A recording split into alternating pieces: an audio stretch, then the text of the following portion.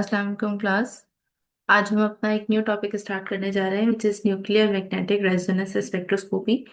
ये एक absorption type of spectroscopy होती है जिसकी जैसे कि हम पहले भी दो तरह की स्पेक्ट्रोस्कोपी में इस चीज़ को डिस्कस कर चुके हैं कि यूवी विजिबल के अंदर हमने यूवी विजिबल रेडिएशन सैंपल को प्रोवाइड की थी और रेडिएशंस ने इलेक्ट्रॉन्स की ट्रांजिशंस कॉज की थी और हमने उसके इफेक्ट्स को स्टडी किया था।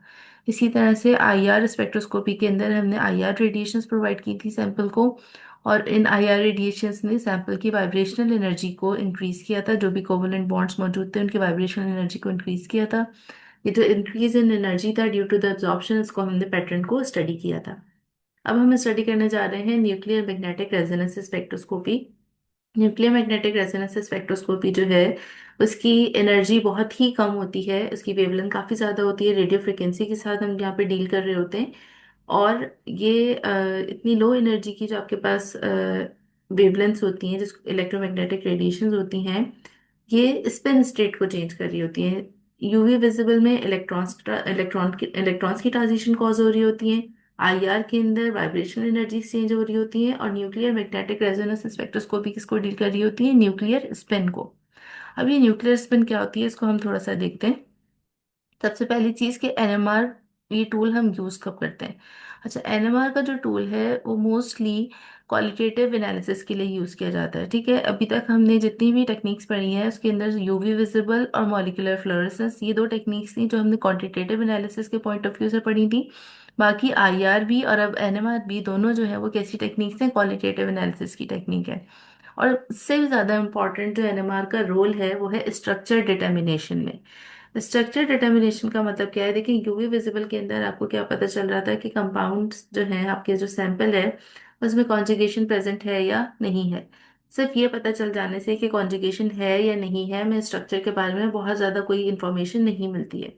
उसके बाद नेक्स्ट स्टेप पे हमने आईआर स्पेक्ट्रोस्कोपी के बारे में पढ़ा। आईआर स्पेक्ट्रोस्कोपी हमें उन तमाम कोवेलेंट बॉन्ड्स के बारे में बता रही थी जो कि सेम एटम्स के बीच में नहीं थे। ठीक है, यानी कि जितने भी फंक्शनल ग्रुप्स आपके कंपाउंड के अंदर मौजूद थे उसके बारे में आईआर स्पेक्ट्रोस्कोपी से पता चल रहा था। तो वो भी एक बहुत अच्छा क्वालिटेटिव एनालिसिस है, लेकिन स्टिल आईआर से आपको ये नहीं पता चलता कि कौन सा बॉन्ड किस पोजीशन पे मौजूद है। ठीक है, अब ये जो एनएमआर स्पेक्ट्रोस्कोपी है ये एक बहुत ही पावरफुल टूल है जो कि आपको एग्जैक्ट लोकेशन बताता है कि कौन सा कार्बन किस हाइड्रोजन के साथ अटैच्ड है। ठीक है, अब इसको हम स्टडी करते हैं क्योंकि ये बहुत आपकी इंपॉर्टेंट टेक्निक है, स्पेशली अगर आप रिसर्च की तरफ जाते हैं या कोई न्यू मॉलिक्यूल्स की डेवलपमेंट की तरफ जाते हैं तो उस वक्त एनएमआर से इसकी कंफर्मेशन करना बहुत ज़रूरी होता है। ठीक है, अब इम्पॉर्टेंट बात क्या है कि एनएमआर स्पेक्ट्रोस्कोपी किस तरह के कंपाउंड्स के लिए हम यूज कर सकते हैं।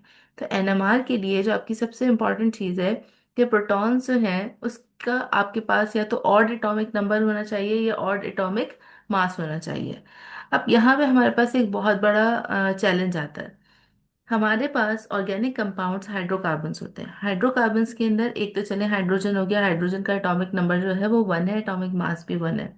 तो हाइड्रोजन तो चले इसके अंदर हम डील कर सकते हैं, लेकिन जो हमारा सबसे ज्यादा एग्जिस्ट करने वाला एलिमेंट है हाइड्रोकार्बन्स के अंदर दैट इज कार्बन। तो कार्बन का ना तो एटॉमिक नंबर ऑड है ना ही उसका एटॉमिक मास ऑड है। तो उसको हम किस तरह से डील करते हैं इसको अभी हम आगे डिस्कस करते हैं। ठीक है, अच्छा, अभी तक हमें एनएमआर स्पेक्ट्रोस्कोपी के बारे में क्या पता चला है कि न्यूक्लियर मैग्नेटिक रेजोनेंस स्पेक्ट्रोस्कोपी के अंदर क्या क्या हो रहा है कि ये न्यूक्लियर स्पिन को चेंज करती है और उसके अंदर हम कौन सी टाइप ऑफ ईएमआर यूज कर रहे हैं, कौन सी टाइप ऑफ इलेक्ट्रोमैग्नेटिक रेडिएशन हम यूज कर रहे हैं, रेडियो फ्रिक्वेंसीज हम इसके अंदर यूज कर रहे हैं। ठीक है, अच्छा, अब इसका जो नाम है न्यूक्लियर मैग्नेटिक रेजोनेंस। न्यूक्लियर तो हमें समझ में आ गया कि हमारी जो इलेक्ट्रोमैग्नेटिक रेडिएशंस हैं क्योंकि वो न्यूक्लियस के अंदर ट्रांजिशन कॉज कर रही हैं, दैट इज वाई इसके अंदर न्यूक्लियर आ गया। अब मैग्नेटिक का वर्ड क्यों मौजूद है? मैग्नेटिक का वर्ड इसके अंदर इसलिए मौजूद है कि हम एक एक्सटर्नल मैग्नेटिक फील्ड इसके ऊपर अप्लाई कर रहे होते हैं। और रेजोनेंस का वर्ड इसके अंदर क्यों मौजूद है, रेजोनेंस का वर्ड इसलिए मौजूद है क्योंकि उस एक्सटर्नल मैग्नेटिक फील्ड की वजह से जो आपके न्यूट्रॉन्स, सॉरी, जो आपकी स्पिन मूवमेंट है वो एक रेजोनेंस में चली जाती है। रेजोनेंस मीन्स कि वो बार बार रिपीट होती है वाली मूवमेंट। तो ये जो रेपिटेशन होती है, फ्लिप मूवमेंट होती है, उसको हम रिकॉर्ड करते हैं डिटेक्टर के ऊपर, और उससे हमारे पास एक यूजफुल इंफॉर्मेशन आती है किस तरह से ये हर कार्बन की, हर हाइड्रोजन की इन्वायरमेंट हमें बताता है। इस टॉपिक के अंदर हम इसको अच्छे तरीके से समझेंगे, ठीक है। अच्छा, अब हम आ जाते हैं न्यूक्लियर स्पिन के ऊपर, जो सबसे इम्पोर्टेंट हमारा कॉन्सेप्ट है इस स्पेक्ट्रोस्कोपी के अंदर, कि न्यूक्लियस के अंदर स्पिन मूवमेंट होती है, और उस स्पिन मूवमेंट की वजह से उसके अंदर क्या क्या फिनोमेना ऑब्जर्व हो रहे होते हैं। न्यूक्लियस के अंदर आपको पता है कि प्रोटॉन्स और न्यूट्रॉन्स मौजूद होते हैं। प्रोटॉन्स क्योंकि चार्ज पार्टिकल हैं, पॉजिटिवली चार्ज होते हैं। न्यूट्रॉन्स के ऊपर ओवरऑल कोई चार्ज नहीं होता, लेकिन उसके जो सब एटॉमिक पार्टिकल्स हैं, क्वार्क्स वगैरह, तो वो चार्ज पार्टिकल्स होते हैं। तो न्यूट्रॉन की भी अपनी एक बहुत ही वीक मैग्नेटिक फील्ड होती है, ठीक है। तो अब होता क्या है कि अगर आपके पास इवन नंबर में एटॉमिक मास या एटॉमिक नंबर मौजूद है, तो उस वक्त क्या होगा कि जितनी भी मैग्नेटिक फील्ड्स हैं उन सब के साथ कोई ना कोई पेयर मौजूद है, ठीक है। फॉर एग्जांपल हम कार्बन के अंदर सिक्स की बात करते हैं कि सिक्स, उसके अंदर प्रोटॉन्स मौजूद हैं। तो सिक्स प्रोटॉन्स का मतलब क्या है कि तीन प्रोटॉन क्लॉकवाइज डायरेक्शन में मूव कर रहे होंगे, तीन प्रोटॉन्स जो है वो एंटी क्लॉकवाइज डायरेक्शन में मूव कर रहे होंगे, जिसकी वजह से जो उनकी मैग्नेटिक फील्ड्स हैं वो कैंसिल आउट हो रही होंगी। इसी तरह से उसके जो प्रोटॉन्स, न्यूट्रॉन्स हैं, वो भी सिक्स हैं। तो तीन न्यूट्रॉन्स क्लॉकवाइज डायरेक्शन में, तीन न्यूट्रॉन्स एंटी क्लॉकवाइज डायरेक्शन में, और अगेन उनकी जो मैग्नेटिक फील्ड है वो कैंसिल आउट हो रही है। तो जब तक हमारे पास इवन नंबर में एटॉमिक नंबर या एटॉमिक मास होता है, तो उसका मतलब क्या है कि हमारे पास जितने भी पार्टिकल्स मौजूद हैं वो सबके सब पेयर्ड फॉर्म में, और जब वो पेयर्ड फॉर्म में, तो उनकी मैग्नेटिक फील्ड एक दूसरे को कैंसिल आउट कर देती है, ठीक है। अब अगर हमारे पास ऑड एटॉमिक नंबर है, ऑड एटॉमिक नंबर का मतलब क्या है कि इसके अंदर एक एक्स्ट्रा प्रोटॉन मौजूद है। तो वो जो एक्स्ट्रा प्रोटॉन होगा उसकी अपनी एक अनकैंसल्ड मैग्नेटिक फील्ड होगी, जिसको हम रिकॉर्ड कर सकते हैं, ठीक है। पहली चीज हमें पता चल गई। अब ऑड मास नंबर का मतलब क्या है कि या तो उसके अंदर कोई न्यूट्रॉन या फिर उसके अंदर प्रोटॉन, दोनों में से कोई एक चीज जो है वो अनपेयर्ड फॉर्म में होगी। दोनों सूरतों में हमारे पास ये चांस होगा कि हम न्यूक्लियस की मैग्नेटिक फील्ड को स्टडी कर सकें, क्योंकि उसके अंदर अभी अनकैंसल्ड मैग्नेटिक मैग्नेटिक मैग्नेटिक पार्टिकल मौजूद है, ठीक है। अच्छा, मैग्नेटिक प्रॉपर्टीज आ कहाँ से रही हैं? Because of the spinning of charge particle. अब हमारे पास ये जो हमने सारी चीजें डिस्कस की हैं, इसमें सबसे पहली चीज कि हम आइडेंटिफाई कर सकें कि कौन कौन से न्यूक्लियाई हैं जो कि एनएमआर एक्टिव होते हैं। तो सबसे पहले हम बात करते हैं हाइड्रोजन की, जो हमारा सबसे इंपॉर्टेंट न्यूक्लियस है। यहाँ पे हम हाइड्रोजन जो है उसमें एक प्रोटॉन हम इंट्रोड्यूस करवाते हैं, एक प्रोटॉन उसके अंदर होता है और न्यूट्रॉन्स उसके अंदर कोई भी नहीं होते। एनएमआर एक्टिव होगा, बिल्कुल होगा। हमारी जो फर्स्ट रूल था कि ऑड एटॉमिक नंबर या ऑड एटॉमिक मास होना जरूरी है, हाइड्रोजन उसको ऑटोमेटिकली फुलफिल करता है। फिर हम आ जाते हैं कार्बन 12 के ऊपर। कार्बन 12 आपको पता है कि इसके अंदर 6 प्रोटॉन्स हैं और 6 ही न्यूट्रॉन्स हैं, ये एनएमआर एक्टिव नहीं हो सकता। Then we have the fluorine. Fluorine के अंदर आपके पास 19 इसका एटॉमिक नंबर है, सॉरी एटॉमिक मास है। तो आप इसके अंदर 9 प्रोटॉन्स हैं और 10 न्यूट्रॉन्स हैं। क्योंकि इसका ऑड एटॉमिक मास है तो यहाँ पे आपके पास ये एनएमआर एक्टिव होगा, ठीक है। अब क्योंकि हमें हाइड्रोकार्बन्स के अंदर सबसे ज्यादा ऑर्गेनिक कंपाउंड्स के अंदर कार्बन को स्टडी करना होता है, तो इसके लिए हम क्या करते हैं कि हम C13 आइसोटोप यूज करते हैं कार्बन का, ताकि हम उसको स्टडी कर सकें स्ट्रक्चर को। तो C13 आइसोटोप्स के अंदर क्या होता है कि 6 उसके अंदर प्रोटॉन्स होते हैं और 7 उसके अंदर न्यूट्रॉन्स होते हैं। और ऑब्वियसली क्योंकि उसका एटॉमिक मास जो है, या मास नंबर जो है वो ऑड आ रहा है, तो अब यहाँ पे आपके पास ये एनएमआर एक्टिविटी शो करेगा, ठीक है। सबसे पहली चीज एनएमआर एक्टिविटी के लिए क्या जरूरी है कि किसी भी न्यूक्लियाई के अंदर, किसी भी न्यूक्लियस के अंदर, या तो प्रोटॉन्स ऑड नंबर में मौजूद हो, या फिर उसके प्रोटॉन्स और न्यूट्रॉन्स का जो सम है, यानी कि जो उसका मास नंबर है, वो ऑड नंबर में मौजूद हो, ठीक है। अच्छा, अब ये सारे जो प्रोटॉन्स हैं ये किस तरीके से अपनी स्पेक्ट्रोस्कोपी के अंदर अपना फिनोमेना शो करते हैं, अब हम इसको देखते हैं। अच्छा, इसमें हम यहाँ इस वाले डायग्राम को पहले देख लेते हैं। जब हमारे पास रैंडमली जो प्रोटॉन्स और न्यूट्रॉन्स हैं वो स्पिन कर रहे होते हैं, तो उनकी अपनी अपनी एक मैग्नेटिक फील्ड होती है। और लेकिन हम उसको स्टडी उसका कोई इफेक्ट हम नहीं देख सकते, वो रैंडम डायरेक्शंस में होते हैं। कोई इधर जा रहा है, कोई उधर जा रहा है, तो यहाँ पे आपके पास कोई भी फील्ड के अंदर कोई कलेक्टिव इफेक्ट जो है वो ऑब्जर्व नहीं होता है। अब आप क्या करते हैं कि स्लोली एक मैग्नेटिक एक्सटर्नल मैग्नेटिक फील्ड इसके ऊपर अप्लाई करना शुरू करते हैं। आपको पता है कि चाहे कितना भी वीक मैग्नेट हो, जब आप उसको मैग्नेटिक फील्ड के अंदर रखते हैं तो वो फौरन अपने आप को अलाइन करता है। और जो ये फॉर एग्जांपल अगर ये वाले हम मैग्नेट की बात कर रहे हैं तो इसका जो नॉर्थ है वो एक्सटर्नल मैग्नेटिक फील्ड के साउथ की तरफ जाना चाहेगा और वाइस वर्सा होगा, ठीक है। तो स्लोली जब हम मैग्नेटिक फील्ड को इंक्रीज करते हैं तो ये जो स्पिन रैंडमली स्पिन हो रहे थे, अभी आपको ये अपने आपको अलाइन कर लेते हैं। अगर हमारी मैग्नेटिक फील्ड की जो स्ट्रेंथ है वो कम होती है, तो वो according to the direction of magnetic field अपने आप को अलाइन करते हैं, जिसको हम कहते हैं अल्फा स्पिन, ठीक है। और अगर हमारी जो मैग्नेटिक फील्ड है उसकी उसका मैग्नीट्यूड बहुत ज्यादा होता है, तो वो क्या करते हैं कि वो उसकी ऑपोजिट डायरेक्शन में अपने आप को अलाइन कर लेते हैं, यानी कि नॉर्थ जो है वो नॉर्थ की तरफ चला जाता है, साउथ जो है वो साउथ की तरफ चला जाता है। इसको हम कहते हैं बीटा स्पिन, ठीक है। अब ये जो अल्फा और बीटा स्पिन के बीच में एनर्जी गैप होता है, इसको जैसे ही आपको रेडियो फ्रिक्वेंसी मिलती है, तो आपका ये जो न्यूट्रॉन जो आपका स्पिनिंग पार्टिकल है, चाहे वो प्रोटॉन है चाहे वो न्यूट्रॉन है, तो वो ये इस एनर्जी गैप को मीट करने की कोशिश करता है, ठीक है। तो मैंने जो आपको स्टार्टिंग में बात बताई थी कि न्यूक्लियर मैग्नेटिक रेजोनेंस स्पेक्ट्रोस्कोपी के अंदर क्या हो रहा है, उसके अंदर सबसे पहले हमारे जो न्यूक्लियस के अंदर पार्टिकल्स हैं, प्रोटॉन्स एंड न्यूट्रॉन्स, वो स्पिन मूवमेंट के अंदर है, ठीक है। Because of the spin movement उनकी एक मैग्नेटिक फील्ड है।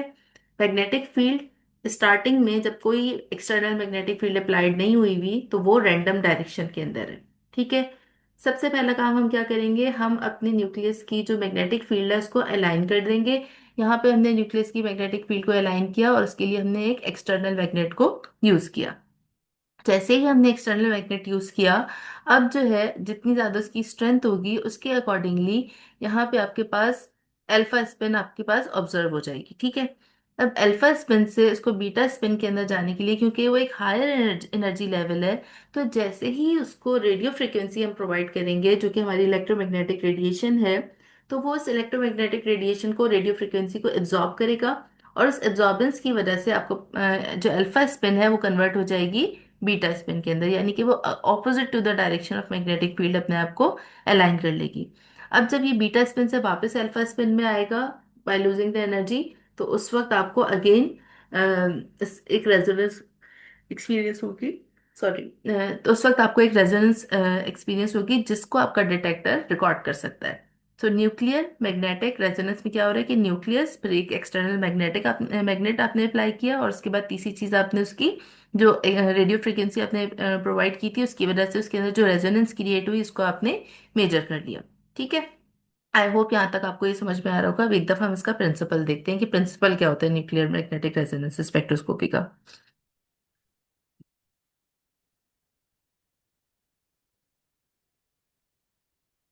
Radiation in the radio frequency region is used to excite atoms like protons or carbon 13 atoms so that their spins switch from being aligned with to being aligned against an applied magnetic field.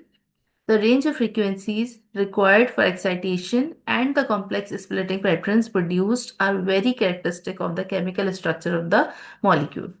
अच्छा, अभी तक हमने ये बात की थी कि anomer reactor कौन कौन से कंपाउंड होंगे जिनके अंदर ऑड एटॉमिक नंबर या ऑड एटॉमिक मास प्रेजेंट होगा। अब हमें इस ऑड एटॉमिक नंबर या ऑड एटॉमिक मास से किसी भी केमिकल केमिकल कंपाउंड की एनवायरनमेंट कैसे पता चलती है।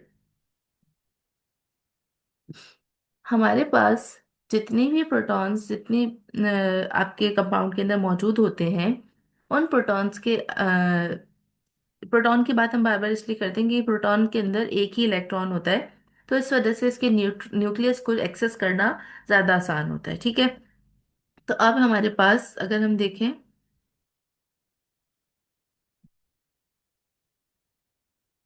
फॉर एग्जांपल हम यहाँ पे बात करते हैं, ठीक है। हमारे पास दो तरह के प्रोटॉन्स होते हैं। एक प्रोटॉन्स वो हैं जिनके अराउंड जो इलेक्ट्रॉन डेंसिटी है वो बहुत ज्यादा है, ठीक है, और एक ऐसे हमारे प्रोटॉन्स है जिसके अराउंड जो आपकी प्रोटॉन डेंसिटी, इलेक्ट्रॉन डेंसिटी है, वो बहुत कम है। तो इस तरह जब आपके पास इलेक्ट्रॉन डेंसिटी कम होती है, इलेक्ट्रॉन डेंसिटी कम होने का मतलब क्या है कि न्यूक्लियस के अराउंड इलेक्ट्रॉन्स कम तादाद में मौजूद हैं। और ऐसा कब होगा? फॉर एग्जांपल हाइड्रोजन जो है वो क्लोरीन के साथ अटैच्ड है अगर, ठीक है। क्लोरीन आपको पता है कि एक बहुत ही हाईली इलेक्ट्रोनेगेटिव एटम है। इसका मतलब क्या है कि वो हाइड्रोजन का इलेक्ट्रॉन ज्यादातर टाइम अपनी तरफ अट्रैक्ट किए रखेगा। जब वो अपनी तरफ अट्रैक्ट किए रखेगा, तो उसकी वजह से जो हाइड्रोजन का न्यूक्लियस है वो उसके पास कोई प्रोटेक्शन नहीं है, वो डायरेक्टली एक्सपोज्ड है एक्सटर्नल मैग्नेटिक फील्ड के साथ। तो जब आप उसको एक्सटर्नल मैग्नेटिक फील्ड अप्लाई करेंगे तो वो उसको सबसे ज्यादा एक्सपीरियंस करेगा, ठीक है। इस तरह का हाइड्रोजन्स जिसके अराउंड इलेक्ट्रॉन डेंसिटी कम हो, इसको हम कहते हैं डी शील्डेड हाइड्रोजन्स या डी शील्डेड प्रोटॉन्स, ठीक है। अच्छा, ऐसे प्रोटॉन्स जिसके अराउंड जो इलेक्ट्रॉन डेंसिटी है वो बहुत ज़्यादा है, फॉर एग्जांपल अगर हम बात करते हैं मिथाइल ग्रुप की, तो मिथाइल ग्रुप में CH3 है। कार्बन इतना ज़्यादा इलेक्ट्रोनेगेटिव नहीं होता है, तो और कार्बन के अपने भी बहुत सारे इलेक्ट्रॉन्स होते हैं। तो जब कार्बन जो है वो हाइड्रोजन के साथ अटैच्ड है, तो क्या होगा कि हाइड्रोजन के पास बहुत सारे इलेक्ट्रॉन्स आप उसके इन्वायरमेंट में मौजूद होंगे। तो ये जो इस तरह के कंपाउंड प्रोटॉन्स होते हैं जिसके पास, जिसके अराउंड बहुत सारे इलेक्ट्रॉन्स मौजूद हैं, उनको हम कहते हैं शील्डेड प्रोटॉन्स, ठीक है। तो शील्डेड प्रोटॉन्स और डी शील्डेड प्रोटॉन्स की प्रॉपर्टी क्या होती है कि शील्डेड प्रोटॉन्स जो है वो वीकर मैग्नेटिक फील्ड एक्सपीरियंस करते हैं। क्यों? क्योंकि इसके चारों तरफ इलेक्ट्रॉन डेंसिटी है, इलेक्ट्रॉन की अपनी भी मैग्नेटिक फील्ड है। तो जब आप एक एक्सटर्नल मैग्नेटिक फील्ड अप्लाई करते हैं, तो उसकी वजह से आपके जो प्रोटॉन्स हैं वो उसको पूरी तरीके से एक्सपीरियंस नहीं कर पाते, क्योंकि बहुत सारी मैग्नेटिक फील्ड जो है वो इलेक्ट्रॉन्स की वजह से कैंसिल आउट हो रही होती है, ठीक है। जब वो वीकर मैग्नेटिक फील्ड एक्सपीरियंस करते हैं, तो उनकी जो एनर्जी है फ्लिप करने के लिए, रेजोनेंस में जाने के लिए, वो रिक्वायर्ड कम हो जाती है, ठीक है। क्योंकि वो अपने आप को उस तरह से अलाइन ही नहीं कर पाते, तो इजीली वो फ्लिप कर जाते हैं, ठीक है। जब वो इजीली फ्लिप कर जाते हैं तो वो अप फील्ड में हमें अपेयर होते हैं। शील्डेड प्रोटॉन्स हमारे पास कहाँ अपेयर होंगे? अप फील्ड में। अब ये अप फील्ड और डाउन फील्ड क्या है? अप फील्ड और डाउन फील्ड, आपका जो NMR का स्पेक्ट्रा है उसमें हमारे पास एक रीजन होता है जो आपके जीरो से स्टार्ट हो रहा होता है, वो आपका डाउन फील्ड होता है। और जो आपके इस तरफ हायर नंबर्स के रीजन होते हैं वो आपके होते हैं अप फील्ड, ठीक है। सॉरी, जीरो से आपके पास अपफील्ड स्टार्ट हो रहा होता है, और जो आपके पास हायर एनर्जी वाले, सॉरी, हायर नंबर्स वाले रीजन होते हैं उसको आप कहते हैं डाउनफील्ड। अभी अपफील्ड और डाउनफील्ड का मतलब क्या है, मैं आपको जब इंस्ट्रूमेंटेशन समझाऊंगी उस वक्त और ज़्यादा डिटेल से समझा दूंगी। लेकिन अभी आपके लिए एक बहुत ही इंपॉर्टेंट टिप है याद रखने के लिए, ताकि वो कन्फ्यूजन ना हो। जो डी वाली सारी चीज़ें हैं ना वो सब एक साथ होती हैं, ठीक है। डी शील्डेड जो इलेक्ट्रॉन्स हैं वो अपेयर होंगे डाउनफील्ड के अंदर, और जो शील्डेड इलेक्ट्रॉन्स हैं वो अपेयर होंगे अपफील्ड के अंदर। ये चीज़ आप याद रखिएगा, तो आपको कंफ्यूजन इंशाल्लाह ताला नहीं होगी। अच्छा, अब डी शील्डेड प्रोटॉन्स क्या हैं? डी शील्डेड प्रोटॉन्स वो हैं जिसके अराउंड इलेक्ट्रॉन डेंसिटी कम है। जब इलेक्ट्रॉन डेंसिटी कम है तो वो जो एक्सटर्नल मैग्नेटिक फील्ड है उसको स्ट्रांगली फील करते हैं, और जब वो स्ट्रांगली फील करते हैं तो उनकी अलाइनमेंट उतनी ही ज़्यादा स्ट्रांग होती है, और उनको हाई एनर्जी चाहिए होती है फ्लिप करने के लिए। और जब उनको हायर एनर्जी चाहिए होगी फ्लिप करने के लिए, तो वो कहाँ अपेयर होंगे? डाउन फील्ड में अपेयर होंगे, हायर PPM पे अपेयर होंगे। जितना ज़्यादा हायर PPM पे जाएंगे उतना ही ज़्यादा आपकी एनर्जी बढ़ जाएगी, ठीक है। स्पेक्ट्रा और इंस्ट्रूमेंटेशन इंशाल्लाह ताला हम एक साथ कवर करेंगे। अभी तक हमने क्या क्या चीज़ें देखी हैं कि हमारे पास न्यूक्लियस मौजूद है जिसके अंदर odd number of protons and odd number of neutrons मौजूद हैं, जिसकी वजह से वो एज अ मैग्नेट एक्ट कर रहे हैं। किस किस तरह के हमारे पास कंपाउंड है जिनके हमारे पास न्यूक्लियर स्पिन जिनके अंदर प्रेजेंट होती है? न्यूक्लियर स्पिन सबके अंदर प्रेजेंट होती है, ऑब्जर्वेबल सिर्फ उनकी होती है जिनके अंदर ऑड नंबर प्रेजेंट हो, ठीक है। अच्छा, उसके बाद हमने कुछ एग्जांपल्स देखी। उसके बाद हमने ये देखा कि क्या फिनोमेना होता है, अल्फा पोजीशन क्या होती है, बीटा पोजीशन क्या होती है, रेजोनेंस क्या होती है, रेजोनेंस कब होती है, और रेजोनेंस जब होती है तो उसी को हम NMR स्पेक्ट्रोस्कोपी में रिकॉर्ड कर रहे होते हैं, ठीक है। देन एक्सटर्नल मैग्नेटिक फील्ड हम क्यों अप्लाई कर रहे होते हैं और किस तरह से अप्लाई कर रहे होते हैं, ये अगेन इंस्ट्रूमेंटेशन में इसको हम और ज़्यादा डिटेल से देखेंगे। अल्फा स्पिन स्टेट और बीटा स्पिन स्टेट क्या होती है? अल्फा स्पिन स्टेट वो होती है जब हमारा न्यूक्लियाई एक्सटर्नल मैग्नेटिक फील्ड की डायरेक्शन के साथ स्पिन कर रहा हो, और अगर उसके ऑपोजिट स्पिन कर रहा हो तो वो बीटा स्पिन स्टेट होती है, ठीक है। इसी तरह से पूरा जो फिनोमेना है, क्या होगा कि सबसे पहले हम न्यूक्लियस को अलाइन करेंगे in a particular direction by applying an external magnetic field. उसके बाद हम उसको रेडियो फ्रिक्वेंसी प्रोवाइड करेंगे। रेडियो फ्रिक्वेंसी की वजह से उसकी जो स्पिन स्टेट है वो चेंज हो जाएगी, या तो अगर वो in the direction of magnetic field है तो वो opposite to the direction of external magnetic field हो जाएगी। और इस की वजह से जो रेडियो फ्रिक्वेंसी उसने एब्जॉर्ब की है, उसकी वजह से जो स्पिन मूवमेंट कॉज हुई है, जो फ्लिप कॉज हुआ है, जिसको हम रेजोनेंस कह रहे हैं, उसको हम अपने डिटेक्टर के ऊपर नोट कर लेंगे। टू एनर्जी स्टेट्स होती हैं, ये हमने देख लिया। अल्फा स्टेट और बीटा स्टेट क्या होती हैं, दोनों का जो डिफरेंस है वो मीट होगा अगर रेडियो फ्रिक्वेंसी से, तो ही एब्जॉर्प्शन होगी। ठीक है। ये जो डेल्टा ई है, टू एनर्जी स्टेट का जो डिफरेंस है, उसके लिए हमारे पास एक स्पेसिफिक फार्मूला होता है जिसके अंदर एच और एच न्यू हम नॉर्मली यूज कर रहे होते हैं, लेकिन यहाँ पे हमारे पास एक इंपॉर्टेंट टर्म आई है, गायरोमैग्नेटिक रेशियो। गायरोमैग्नेटिक रेशियो जो है वो आपके पास कोई भी ऐसी चीज जो कि सर्कुलर मूवमेंट में मूव कर रही हो, सेंट्रीपिटल फोर्सेस और सेंट्रीफ्यूगल फोर्सेस उसके ऊपर अप्लाई हो रही हो, और मैग्नेटिक फील्ड भी उसके अंदर इन्वॉल्व हो, तो उस वक्त आपके पास एक गायरोमैग्नेटिक रेशियो आता है। उसकी बहुत ज़्यादा फिजिक्स में जाने की हमें ज़रूरत नहीं है, सिर्फ ये न्यूमेरिकल वैल्यूज हमारे पास होती हैं जो कि हमें अपने डाटा को कन्वर्ट करने के लिए रिक्वायर्ड होती हैं। इनको याद करने की ज़रूरत नहीं है, ये जस्ट आपके पास एक नॉलेज के लिए लिखी गई हैं कि ये यूज़ किस तरह से होती हैं। ये आपको सिर्फ डाटा की कन्वर्जन के अंदर हेल्प करती हैं, उसके अलावा। और डाटा कन्वर्जन हमारे पास सॉफ्टवेयर के थ्रू होता है, तो हमें इन चीज़ों को ऐसा सच याद करने की ज़रूरत नहीं है। जस्ट आपको एक कॉन्सेप्ट पता होना चाहिए कि गायरोमैग्नेटिक रेशो होता क्या है। उसके अलावा हमने बात की शील्डेड और डी शील्डेड प्रोटॉन्स की, कि शील्डेड प्रोटॉन्स के साथ क्या होता है, डी शील्डेड प्रोटॉन्स के साथ क्या होता है। और इसके अलावा यहाँ पे मैं एक एग्जांपल भी आपको बताती हूँ कि यहाँ पे हमारे पास एक मॉलिक्यूल है ClCH2CH3। ठीक है। इसके अंदर जो CH3 है उसके आप देख सकते हैं कि इसके चारों तरफ इसके जो हाइड्रोजन के इलेक्ट्रॉन्स है ये इसके साथ मौजूद हैं। ठीक है। CH2 के भी थोड़े कम शील्डेड है, लेकिन उसके साथ मौजूद हैं। जो क्लोरीन वाला है उसमें आपके पास ये वाले जो हाइड्रोजन है, क्योंकि मैं आपको बताया था कि जब भी कार्बन किसी इलेक्ट्रोनेगेटिव एटम के साथ अटैच होता है तो वो उसके साथ जो दूसरा अटैच है उसके भी इलेक्ट्रॉन अपनी तरफ खींचने की कोशिश करता है। तो ये वाले जो आपके पास हाइड्रोजन्स हैं ये डिशील्डेड है, और ये वाले आपके पास शील्डेड है। ठीक है। तो जो आपके पास CH3 वाले हैं ये आपके पास अपफील्ड में अपेयर हो रहे हैं, लोअर एनर्जी पे अपेयर हो रहे हैं। और जो आपके पास CH2 वाले हैं, because these R D shielded, तो ये हायर एनर्जी के ऊपर आपके पास अपेयर होते हैं। ठीक है। और आपको पता है कि जितने भी हमारे पास हाइड्रोजन्स हैं किसी भी मॉलिक्यूल के अंदर, किसी भी ऑर्गेनिक कंपाउंड के अंदर, उन सब की इन्वायरमेंट डिफरेंट होती है। वो कोई किसी ज्यादा इलेक्ट्रोनेगेटिव एटम से अटैच होता है, किसी कम इलेक्ट्रोनेगेटिव एटम से अटैच होता है। तो क्योंकि उनकी इन्वायरमेंट डिफरेंट होती है, अभी हम आगे भी और उसको डिटेल में पढ़ेंगे इन्वायरमेंट को, तो हर दो मॉलिक्यूल की इन्वायरमेंट क्योंकि डिफरेंट है, तो इस वजह से इनकी जो पीक है, जो ये अपेयरेंस होगी NMR स्पेक्ट्रोस्कोपी के अंदर, वो भी हमेशा डिफरेंट होगी। जैसे IR स्पेक्ट्रोस्कोपी के अंदर था ना कि हर बॉन्ड की इन्वायरमेंट डिफरेंट है, तो हर बॉन्ड अपना एक अलग तरह की पीक दे रहा है जिसको हम एज अ फिंगरप्रिंट भी यूज कर रहे हैं। बिल्कुल NMR में भी इसी तरह से है।